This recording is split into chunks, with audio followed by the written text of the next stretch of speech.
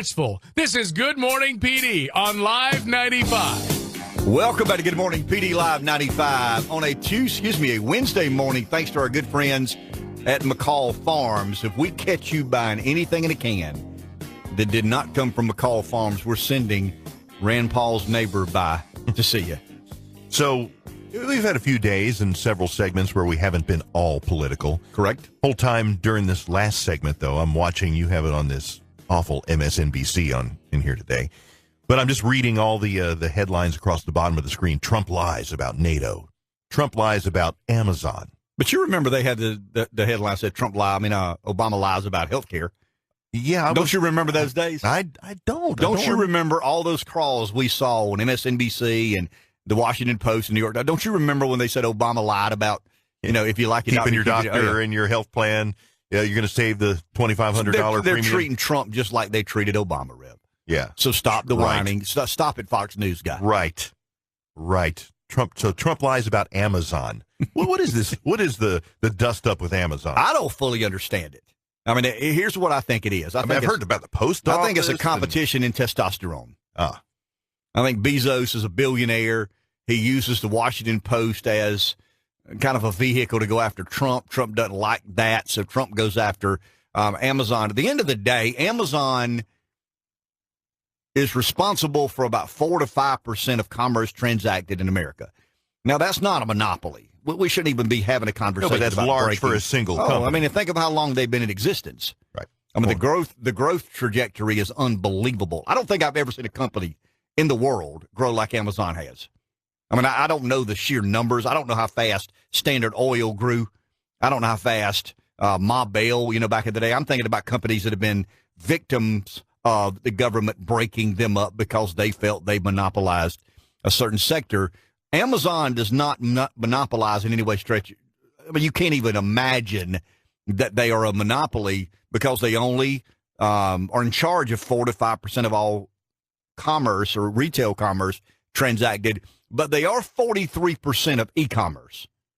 So they're a much larger player in the world of e-commerce than they are in retail. They're still a pup in regards to that. I just think Trump's really looking at e-commerce as a disruptor in the traditional brick and mortar model. And there is no doubt.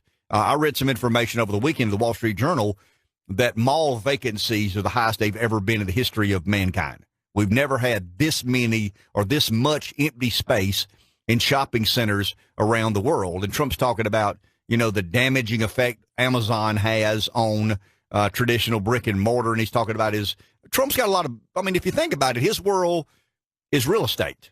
So I'm sure he's got a lot of friends who own a lot of retail space. I'm sure he's got a lot of friends who own shopping centers all over the country.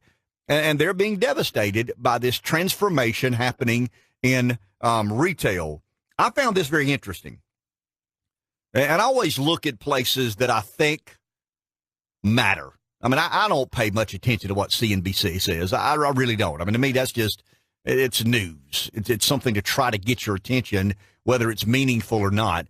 I look at things that I try to say, okay, this is a big deal, or that's a big deal. In 2015, e-commerce was 7.4% share of total global retail sales. So in 2015, all the retail transacted in the world, 7.5% was done on the internet. Today, it's 12%. By 2021, it'll be somewhere around 21, 22%. So you better start paying attention. And I'm not saying it's good, bad. For every winner, there's a loser. For every loser, there's a winner. Brick and mortar will be a loser. Just deal with that. I think it was Larry talking about capitulation a couple of weeks ago when we were talking about something else. Well, I think that's where we are. I mean, I think we're beginning to get to a point of people understanding we ain't going back to the way things used to be. I found a lot of interesting numbers. Here's the most important number to me. And as a business guy, here's why this matters to me. And once again, I'm not saying Trump's right or wrong on Amazon. I think what he's talking about is personal. It's personal with Bezos. Bezos used the Washington Post to personally attack Donald Trump and his family.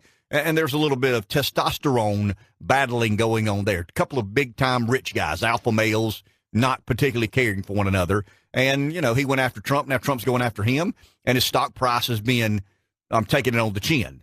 But I still don't believe there's any interest whatsoever the White House has in doing anything to Amazon.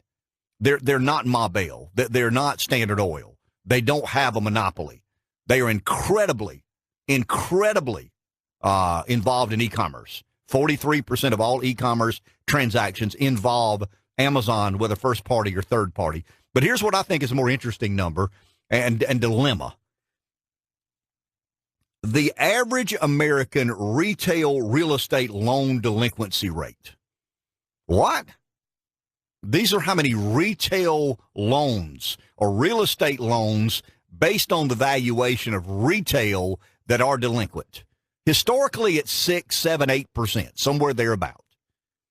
It's 26.8% today. Whoa. 1 out of every 4 real estate loans that involve retail. Retail is the way the landlord pays the bank back, the property owner, the developer.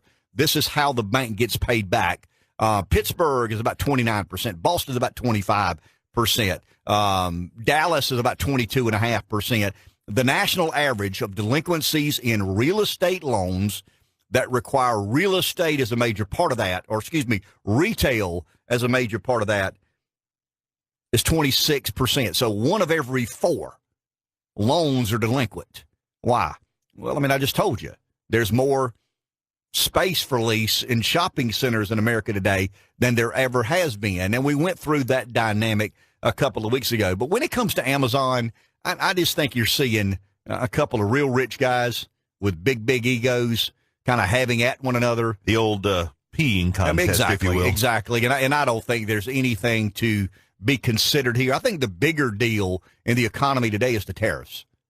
You know, I think that's the bigger deal. The markets, the futures are down about 500 or 600 points this morning because China has retaliated to some of what Trump employed.